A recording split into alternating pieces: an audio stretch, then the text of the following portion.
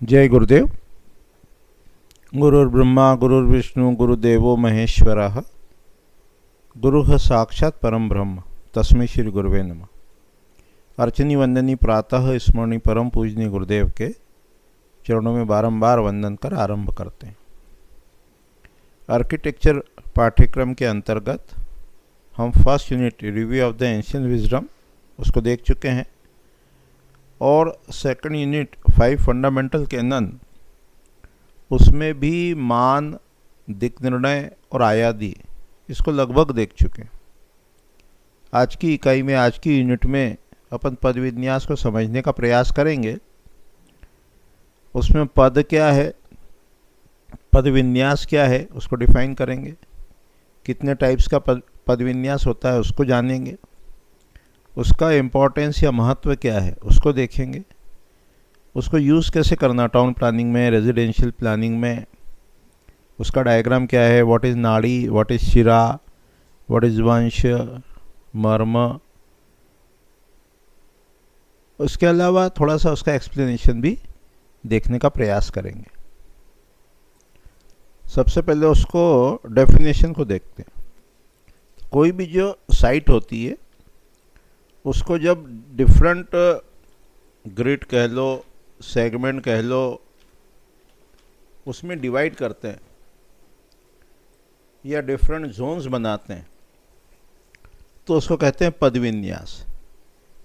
तो पद विन्यास क्या है? किसी भी साइट को डिफरेंट सेगमेंट्स में, जोन्स में डिवाइड करना, वो होता है पद विन्यास। ये जो पद विन्यास है ये 32 टाइप्स का होता है। पद विन्यास जो है वो 32 टाइप्स का होता है। सकल, पेचक, पीठ, उपपीठ, महापीठ, 32 टाइप्स का होता है। यहाँ जो देख रहे हैं उस पद विन्यास का नाम है परमशायिक। क्या नाम है उसका पद विन्यास का? परमशायिक।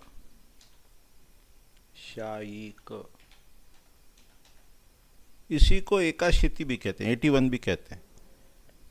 तो इसमें 10 वर्टिकल लाइंस और 10 हॉरिजॉन्टल लाइंस, इसके थ्रू किसी साइट को जब 81 पार्ट्स में डिवाइड करते हैं तो ये जितने पार्ट्स हैं, ये जितने भी पार्ट्स हैं, इसको कहते हैं पद। पद, पद यानी सेल, पद, इसको पद कहते हैं। पद यानी सेल। और पूरा ये जो है ये पद विन्यास कहलाता है। तो इसमें 81 सेल्स होते हैं, 81 सेल्स होते हैं।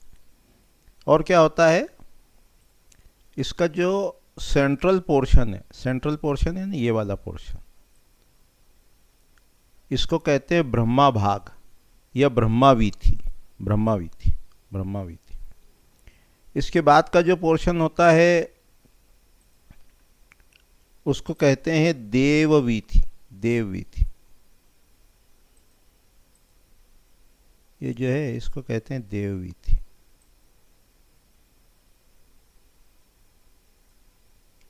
उसका बाहर का जो आउटर पोर्शन होता है उसको कहते हैं, उसको कहते हैं मनुष्यवीथि। मनुष्यवीथि, ये वाला। और आउटर मोस्ट पोर्शन जो है ये वाला, this one, this is known as पैशाचवीथि। तो जो कोर का एरिया है 3/3, सबसे बाहर का तो ये हो गया आपका पैशाचवीथि, इतना बड़ा यहाँ से, और ये वाला, ये जो बाहर वाला पोर्शन है ये हुआ पैशाचवीथि। इसके अंदर ये हुआ ये वाला पोर्शन, दिस वन, मनुष्यवीथि। उसके बाद हुआ ये देववीथि, और इसको कहते हैं ब्रह्मावीथि। इसको कहते हैं ब्रह्मावीथि। ये हुआ ब्रह्मा, ये ब्रह्मा, ब्रह्मावीथि। उसके बाद ये हुआ देववीथि, ये हुआ मनुष्यवीथि,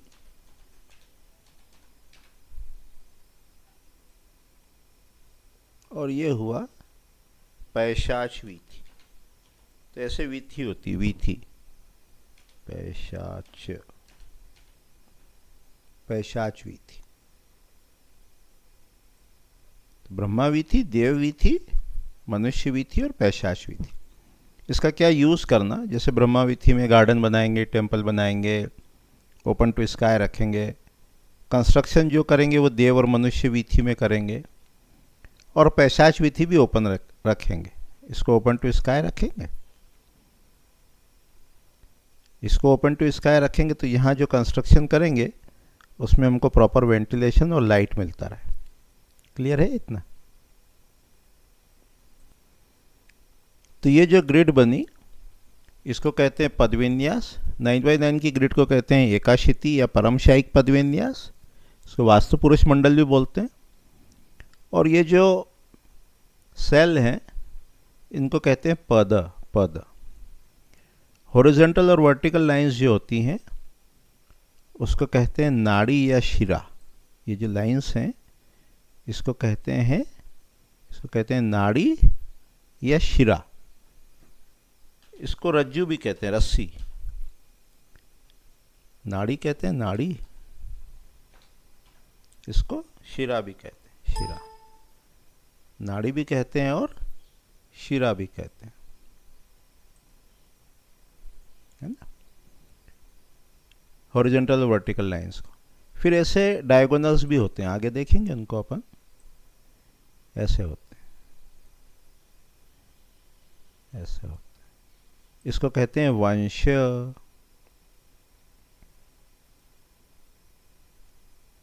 ये जो है इसको कहते हैं वंश।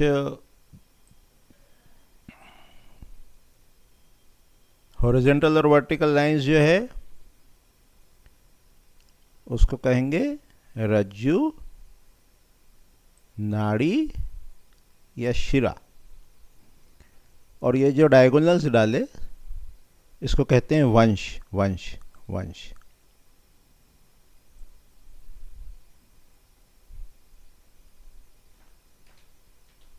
वंश किसको कहते हैं? डायगोनल्स को।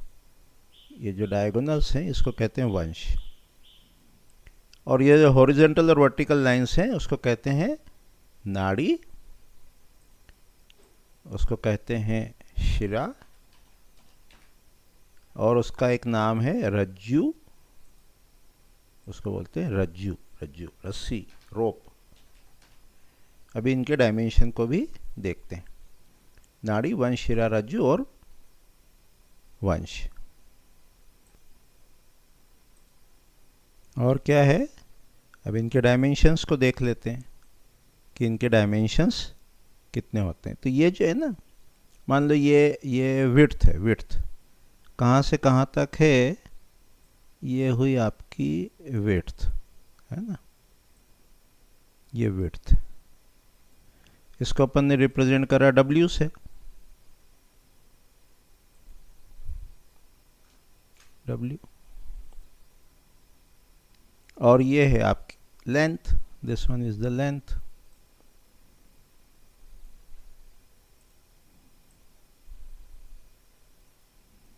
इसको रिप्रेजेंट करा अपन ने L से, लेंथ, L, लेंथ। तो ये लेंथ है, ये विड्थ है। और ये पार्ट्स कितने हैं? 9 है। 1 2 3 4 5 6 7 8 और 9। ये 9 पार्ट्स। 9 क्या है? पदाज है। तो एक जो पद है वो कितना बड़ा होगा उसको अपन देखते हैं। तो W/9 होगा। जो पद है वो W/9 होगा।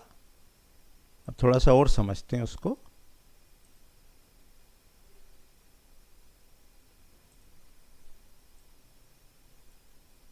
थोड़ा सा और उसको समझते हैं।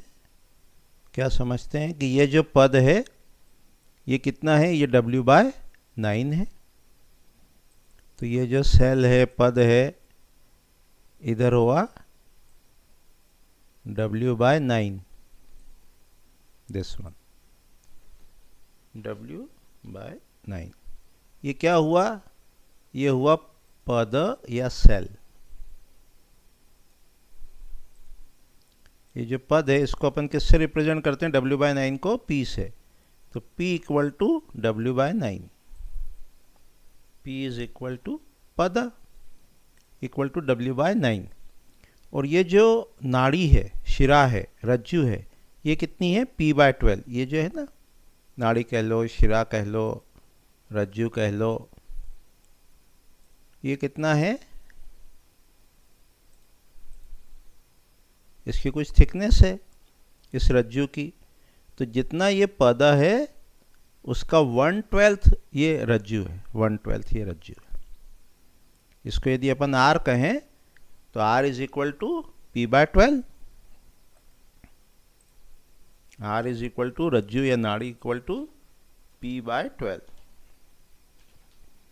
और जो डायगोनल डाला, डायगोनल अपन ने ऐसा डाला था वंश, ऐसा जो वंश डाला था उसकी भी कुछ थिकनेस है, वो कितना है ना, वंश इज इक्वल टू रज्जु इंटू 1.5। अभी थोड़ा सा और क्लियर हो जाएगा। कैसे होगा क्लियर, कि से फॉर एग्जांपल जैसे अपना जो प्लॉट है वो है 54 फीट का। सपोज द प्लॉट इज, उसका जो विड्थ है वो कितना है, 54 है ना। प्लॉट का जो विड्थ है वो 54 है।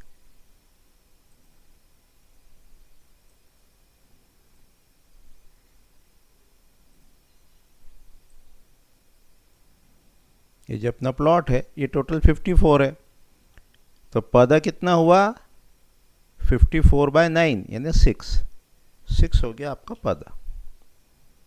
6 क्या है, ये पद। और ये जो है रज्जु वो 6/12 यानी 0.5 फीट। और वंश कितना हुआ, 0.5 इंटू 1.5, तो 0.75 वो वंश हुआ। ये वंश कितना हुआ, पद हुआ 6 का 6/12 यानी 0.5 हुआ रज्जु, तो रज्जु हुआ, रज्जु is equal to 6/12 equal to 0.5। और वंश कितना हुआ, वंश इज इक्वल टू 0.5 इंटू 1.5, तो ये हो गया 0.75 फीट। यदि 54 फीट का प्लॉट है तो रज्जु हुई 0.5 यानी 6 इंचेस, और वंश हुआ 0.75 यानी 9 इंचेस। तो ये थोड़ा सा अपन ने पद विन्यास के डायमेंशन को समझा।